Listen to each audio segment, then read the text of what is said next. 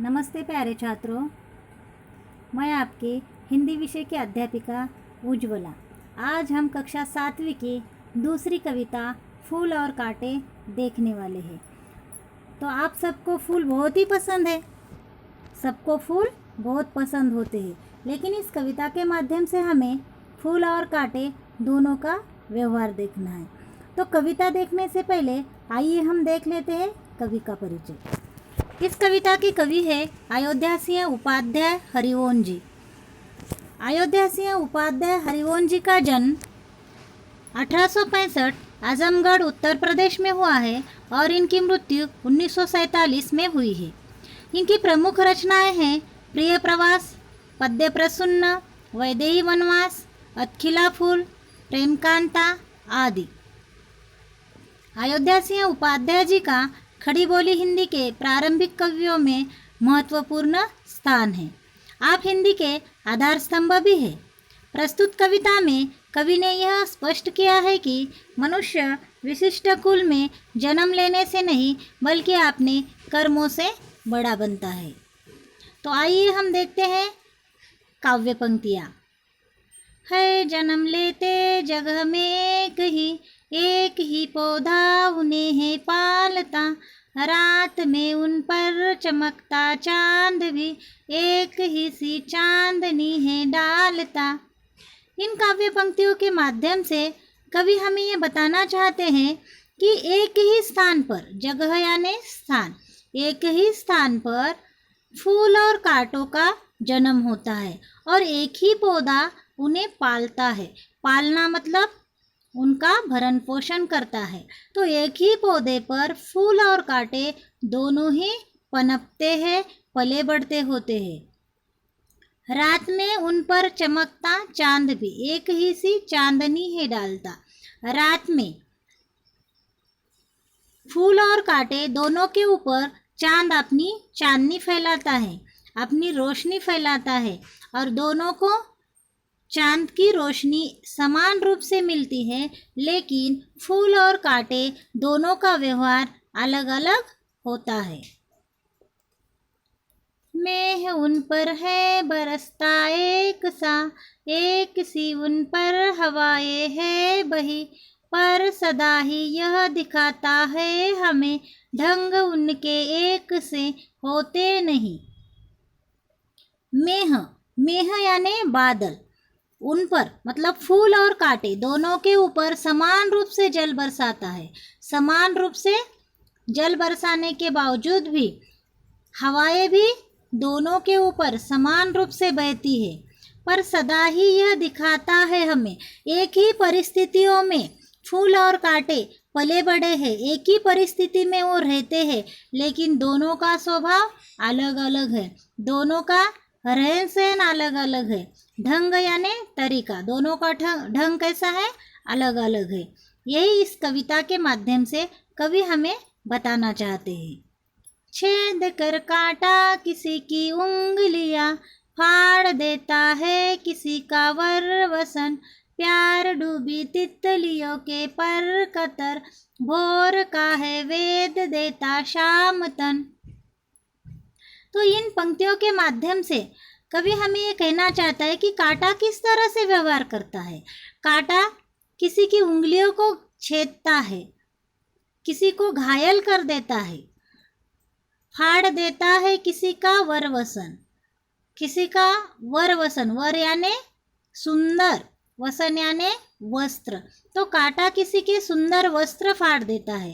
प्यार डूबी तितलियों के पर कतर, भोर का है वेद देता शामतन। प्यारी प्यारी तितलियाँ अपने कोमल पंखों के साथ इधर उधर फूलों के पास घूमती हैं, फूलों के पास जाती है, फूलों की तरफ आकर्षित होती है। तो ऐसे तितलियों के कोमल पंख, पर यानी पंख, कतरता है, काट देता है। भोर का है वेद देता शामतन, भोर यानी भौरा, तो भौरे को या भोर को भी क्या करता है, घायल कर देता है। शाम यानी यहाँ पे सावला, तन यानी शरीर, तो भोर का तन भी घायल कर देता है, उसे भी वो दुख पहुँचाने का काम करता है। तो प्यारी प्यारी तितलियों के पंख काटने का काम भी काटा करता है, वस्त्र काटने का, फाड़ने का काम भी काटा करता है। मतलब काटा सबको दुख पहुंचाता है। तो फूल सबको अच्छे लगते हैं और फूल तितलियों को प्यार भी करते हैं। फूल लेकर तितलियों को गोद में, भोर को अपना अनूठा रस पिला, निज सुगंध ओ निराले रंग से, है सदा देता कलीजी की खिला। तो इन पंक्तियों के माध्यम से कवि हमें ये कहना चाहते हैं कि फूल लेकर तितलियों को गोद में, भोर को अपना अनूठा रस पिला।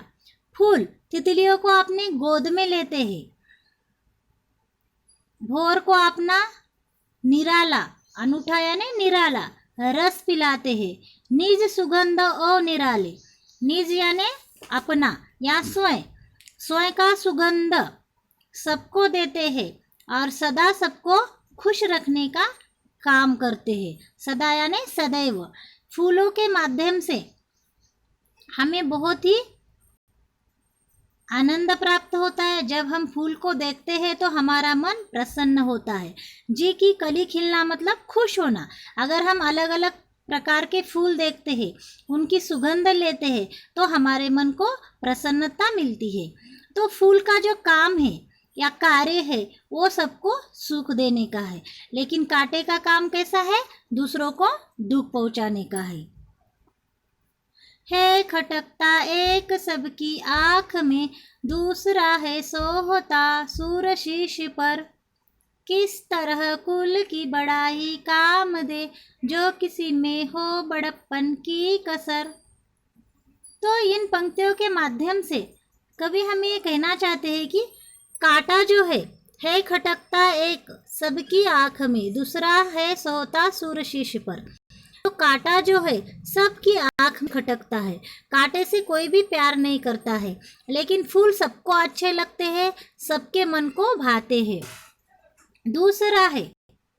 दूसरा ये शब्द फूल के लिए यहाँ पे उपयोग में लाया गया है। सोहता यानी शोभा देना, सूर्य यानी देवता, शीर यानी सर पर। तो फूल जो है देवताओं के सर पर शोभा देता है, देवताओं के लिए फूल चढ़ाया जाता है।